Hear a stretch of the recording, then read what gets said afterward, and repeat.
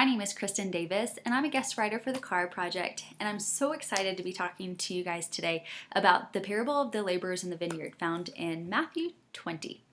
So this parable is one of the hardest to apply in our lives today because it talks about not being envious because of God's generosity to others. In today's material culture, it's always better to have the newest, the nicest thing. It gets even harder when you think the only reason that they have the newest and nicest thing is because God gave it to them because they're better than you.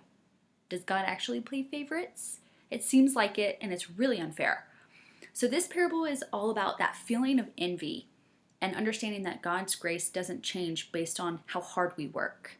He doesn't hold back good things from you. In fact, God is incredibly generous with us. It's only our sin that makes it seem like He isn't. So before we jump into the story, let's talk about the context. The context is the who, the what, the when, the where, the why, all those questions that we learned in grade school. So to see the context of the story, though, we'll have to go back to Matthew 19, where Jesus has an encounter with a rich young ruler.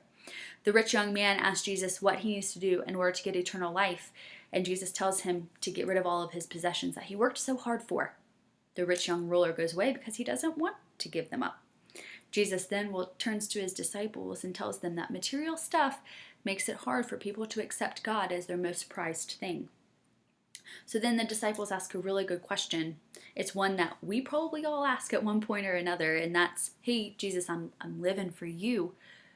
What will I earn in return for what I'm doing now?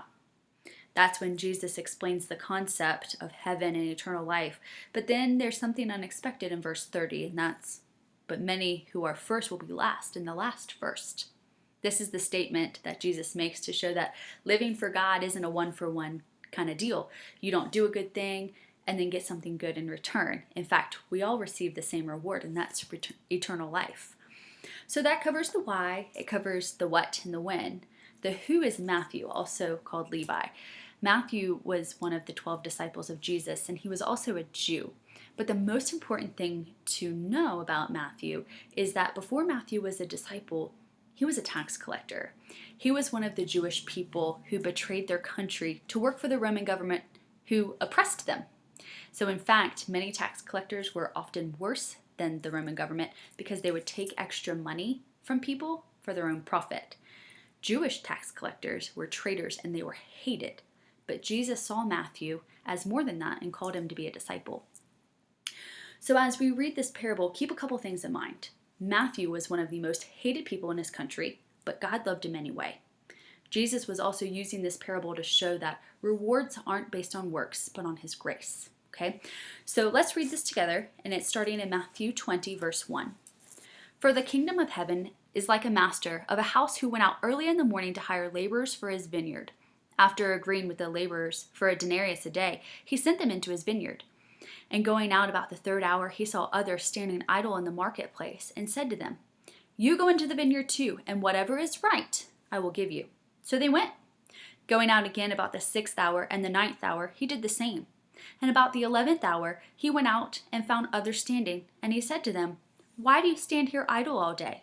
They said to him, Because no one has hired us. He said to them, You go in the vineyard too. And when evening came, the owner of the vineyard said to his foreman, Call the laborers and pay them their wages, beginning with the last up to the first. And when those hired about the 11th hour came, each of them received a denarius. Now when those hired first came, they thought they would receive more, but each of them also received a denarius.